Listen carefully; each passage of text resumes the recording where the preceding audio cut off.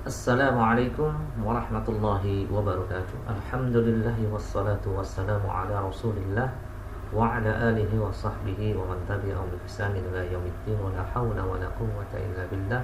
Amma ba'du. Anak-anakku kelas 5, kita akan lanjutkan pelajaran dari tafsir Quran. Kita masih di pembahasan tentang tafsir surat Al-Lail. Ya, kita sudah sampai di ayat yang ke-12 dan 13. Dan sekarang kita sudah di pertemuan yang ke-5 ya. Pertemuan ke-5 kita akan membahas surat Al-Lail ayat 12 sampai 13.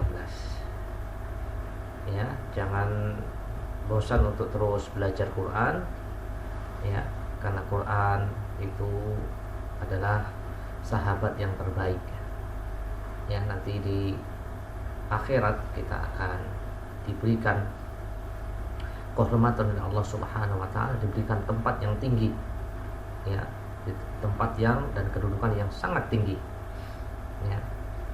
Dan pada hari kiamat Al-Quran akan datang untuk menolong kita di saat tidak ada satupun orang yang bisa menolong kita, baik orang yang kita cintai ya, atau orang yang punya jabatan tinggi.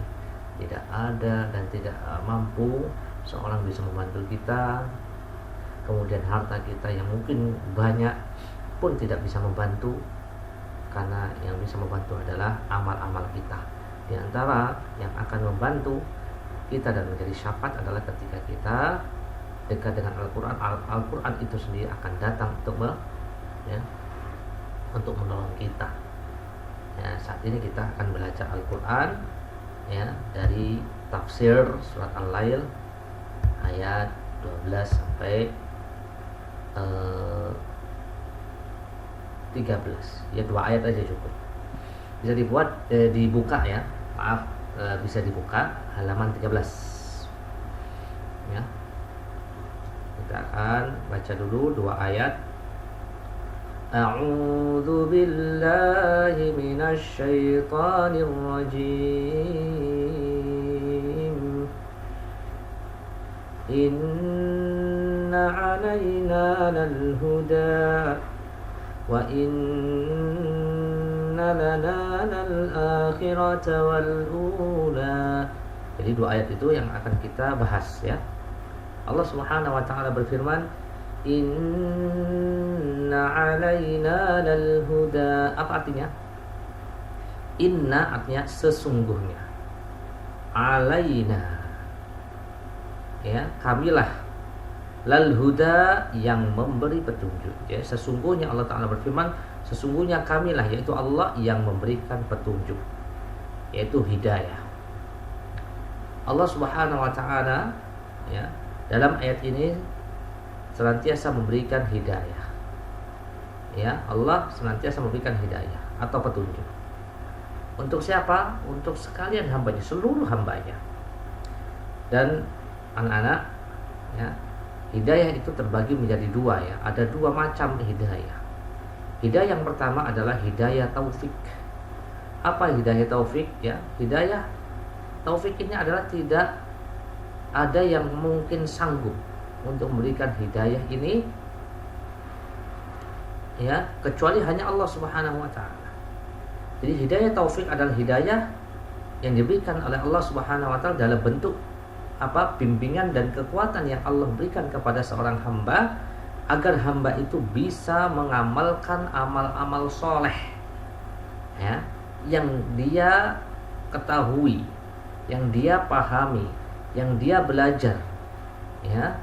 Kemudian setelah belajar, setelah mengetahui, setelah mendengar bahwa di sana ada petunjuk perintah, lalu dia mengamalkannya.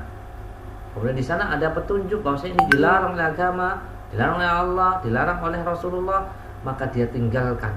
Dan ini adalah bentuk hidayah taufik yang diberikan oleh Allah Subhanahu wa taala, yaitu hidayah bagaimana mereka itu bisa mengamalkan ilmu, mengamalkan apa yang menjadi perintah Allah, kemudian meninggalkan apa yang menjadi larangan Allah Subhanahu wa taala. Ya. Amal ini adalah taufik dari Allah Subhanahu wa taala. Ya. Sebab itu Allah taala berfirman, innaka la tahdi man ahbabta walakinallaha yahdi man yasha. Innaka la tahdi. Sungguhnya engkau Muhammad tidak mampu memberi petunjuk kepada siapa? Orang yang engkau cintai. Ya. Akan tetapi Allah lah yang memberi petunjuk kepada yang dikehendaki Allah. Surat Al-Qasas ayat 56. Ini menunjukkan apa? Bahwa hidayah yang pertama yang disebut dengan hidayah taufik ini adalah mutlak milik Allah Subhanahu wa taala, karena Allah lah yang bisa memberikan petunjuk kepada hambanya yang dikehendaki.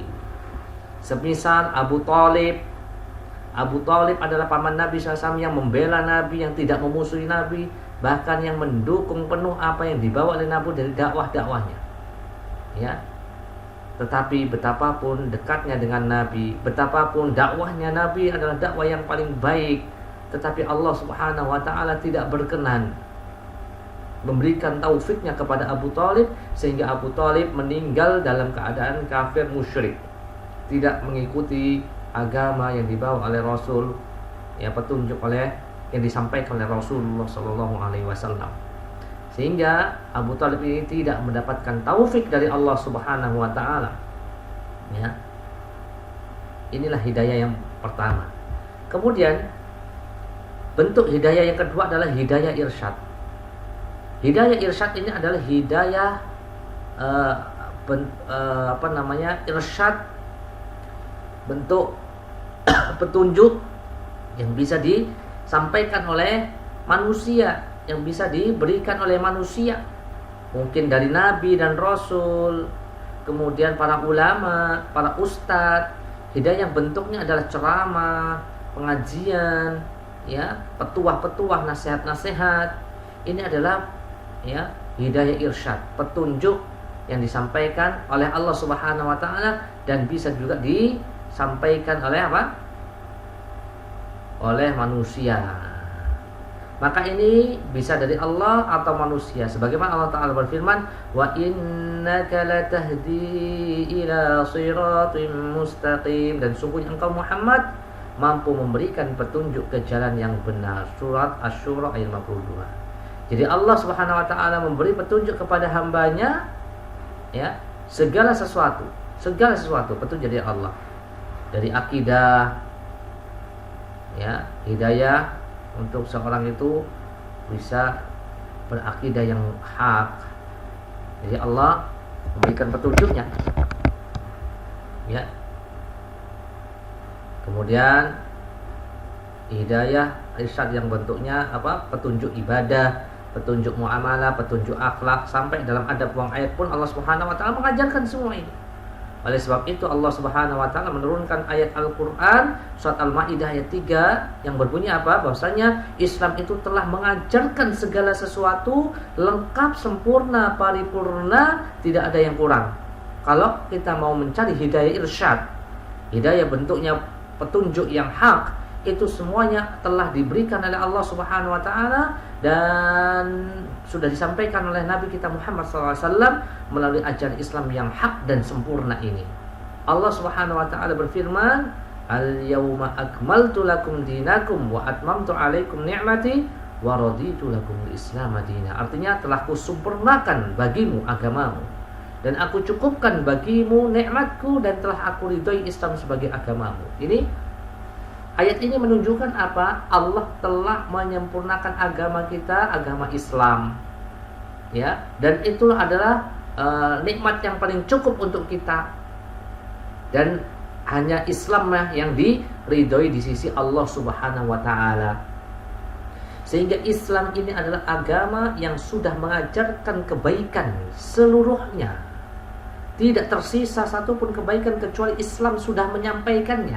Tidak ada sesuatu yang bisa menjerumuskan seseorang ke dalam neraka supaya seseorang itu bisa menjauhinya kecuali Islam sudah menyampaikannya. Sehingga tidak ada satupun yang tersisa dari kebaikan kecuali sudah disampaikan. Dan tidak ada sesuatu yang tersisa dari larangan-larangan hal-hal yang bisa menjerumuskan seseorang dari neraka ke neraka kecuali Islam telah memperingatkannya. Ya. Jadi mau nggak kita melakukannya? Mau nggak kita menjalankan Islam ini dengan sebaik-baiknya?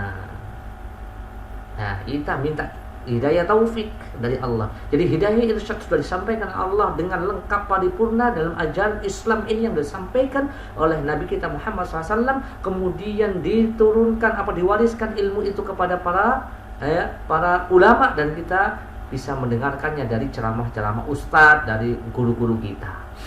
Itulah hidayah irsyad. Ya. Kemudian pada ayat selanjutnya, ya, pada ayat yang 13 Allah Ta'ala berfirman, wa inna lana lal akhirata wal ula, dan sungguhnya milik kamilah akhirat dan dunia itu. Ya, inna lana, milik kamilah akhirat dan dunia itu. Jadi apapun yang nampak di atas muka bumi ini dan di alam seluruhnya adalah mutlak milik siapa? Milik Allah Subhanahu wa Ta'ala, zat yang maha kuasa, maha kaya.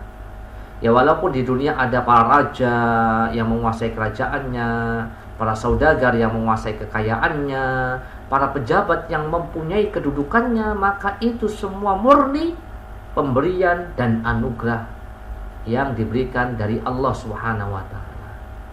Adapun nanti di akhirat maka tidak ada lagi kepemilikan untuk siapapun kecuali hanya milik Allah Subhanahu wa Ta'ala.